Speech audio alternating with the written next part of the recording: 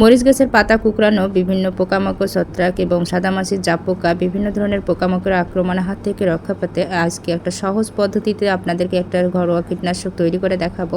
তো আশা করি ভিডিওটা যদি একটু লং হয়ে থাকে তারপরও আপনারা দেখে নেবেন, কারণ ভিডিওটা অনেক বেশি ইম্পর্টেন্ট আর আপনারা অনেকে আমাকে রিকোয়েস্ট করেছেন। আপনাদের রিকোয়েস্টে আজকে এই ভিডিওটা তৈরি করা। তো ভিডিওটা যদি ভালো লেগে থাকে অবশ্যই শেয়ার করে দিবেন এবং লাইক কমেন্ট করবেন। আমি যে জৈব কীটনাশকটা তৈরি করব আপনারা শুধু মরিচ গাছের জন্য না, অন্যান্য গাছের জন্য আপনারা এই কীটনাশকটা ব্যবহার করতে পারবেন। কোনো ধরনের পোকামাকড় আক্রমণ করবে না। তবে কীটনাশকটা তৈরি করতে কোনো ধরনের আপনাদের টাকা খরচও হবে না, বা আপনাদের ঘরোয়া যেসব উপকরণ আছে তো সেগুলো দিয়েই কিন্তু একটা সুন্দর একটা কীটনাশক তৈরি করে দেখাবো। খুবই সহজ কীটনাশক তৈরি করা। আজকে আমার বাগানের সব ধরনের গাছের মধ্যে এই কীটনাশকটা ব্যবহার করব, তাই ভাবলাম আপনাদের সাথে শেয়ার করে আপনাদের অনেক বেশি উপকারে আসবে। এছাড়া আমি আমার বাগানে প্রতি সপ্তাহে এই কীটনাশকটা ব্যবহার করে থাকি। তো এই কীটনাশকটা আপনি ছোট বড় সব ধরনের গাছেই কিন্তু দিতে পারবেন, কোনো রকম সমস্যা হবে না। কীটনাশকটা তৈরি করার জন্য যা যা উপকরণ লাগবে দেখতে পাচ্ছেন, এখানে কয়েকটি রসুনের কোয়া নিয়েছি, শুটমরিচের গুঁড়ো, আর এখানে হলুদ গুঁড়ো, এখানে নিয়েছি ডিটারজেন্ট। আর সবগুলোই কিন্তু আপনার হচ্ছে একদম ঘরের মধ্যেই আছে। এখন হচ্ছে আমি কীটনাশকটা তৈরি করে নেব। তো প্রথমে যে উপকরণটা লাগবে হচ্ছে রসুনের কোয়া।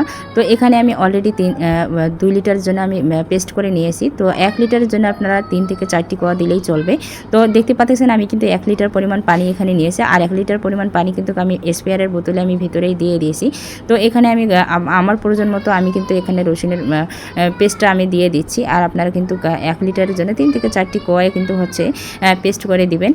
আপনাদের প্রয়োজন মতো আপনারা ব্যবহার করবেন। তো প্রথমে আমি কিন্তু রসুনের পেস্টটা আমি এখানে দিয়ে দিচ্ছি। তো এরপর দিয়ে দিচ্ছি হলুদ গুঁড়ো 1 চামচ পরিমাণ। আমি আমার মতো করে দিয়ে দিচ্ছি, আপনারা 1 চামচ পরিমাণের একটু কম দিলেও চলবে। এরপর দিয়ে দিচ্ছি 1 চামচ পরিমাণ শুটমরিচের গুঁড়ো। যেহেতু আমার 2 লিটার পানির জন্য আমি রেডি করতেছি, তো একটু ভরেই দিচ্ছি।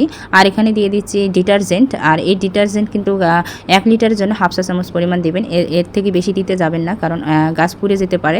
তো আমি যেহেতু 2 লিটার পানির জন্য আমি রেডি করতেছি, তাই আমি একটু বেশিয়ে দিলাম। দ্রবণটি এখন খুব ভালোভাবে মিক্সড করে তারপরে 2 থেকে 3 ঘন্টা রেখে দিলে সবথেকে বেশি কার্যকরী হবে। আর যেহেতু এখানে শুটমরিচের গুঁড়ো এবং হচ্ছে রসুনের একটা পেস্ট আছে, তো এই দুইটি মিলে কিন্তু কীটনাশকটি বেশি শক্তিশালী করেছে, কারণ একটা তীব্র যে ঘ্রাণ, একটা গন্ধ আছে ঝাঁঝালো, এর জন্যই কিন্তু কীটনাশকটা আরও বেশি শক্তিশালী হয়েছে। তো অনেকেই বলতে পারেন শুধুমাত্র ডিটারজেন্ট এবং হলুদ গুঁড়ো দিয়েই কিন্তু গাছের বিভিন্ন পোকামাকড় দমন করতে পারবেন। হ্যাঁ পারবেন, তবে আর যদি কীটনাশকটি আরও বেশি শক্তিশালী করতে চান তাহলে এই দুইটি উপকরণ অবশ্যই দিতে হবে। এই কীটনাশকটি জৈব কীটনাশক হিসেবে কিন্তু অত্যন্ত কার্যকরী একটি কীটনাশক। আমি সব থেকে বেশি এই কীটনাশকটি আমার গাছের মধ্যে ব্যবহার করে থাকি। এতে আল্লাহর রহমতে আমার গাছে কোনো রকম সমস্যা হয় না। তবে যখন বেশি সমস্যা হবে তখন কিন্তু অবশ্যই আপনাকে রাসায়নিক ব্যবস্থা নিতেই হবে। আর যদি কোনো রকম সমস্যা না থাকে তো প্রতি সপ্তাহে অবশ্যই এই কীটনাশকটা ব্যবহার করবেন। একদম ছোট গাছ থেকে, যেমন হচ্ছে 10 থেকে 12 দিন বয়সের গাছ থেকে শুরু করে প্রতি সপ্তাহে আপনারা এই কীটনাশকটা ব্যবহার করবেন। ইনশাআল্লাহ আপনার গাছে কোনো রকম সমস্যা না হওয়ার সম্ভাবনাই বেশি থাকবে। আর আমি রাসায়নিক কি কীটনাশক ব্যবহার করি সে সম্পর্কে নিয়ে আপনাদের সাথে ভিডিও শেয়ার করব। হ্যাঁ, এই কীটনাশকটি অবশ্যই আপনারা একদম রোদের বেলা করতে যাবেন না, কারণ গাছের পাতা পুড়ে যেতেই পারে, সমস্যা হতে পারে। অবশ্যই আপনারা সকাল 6টার দিকে করবেন, নয়তো একদম বিকাল 5টার দিকে করবেন। তো এই ছিল আজকের ভিডিও। সবাই ভালো থাকবেন, সুস্থ থাকবেন। আল্লাহ হাফেজ।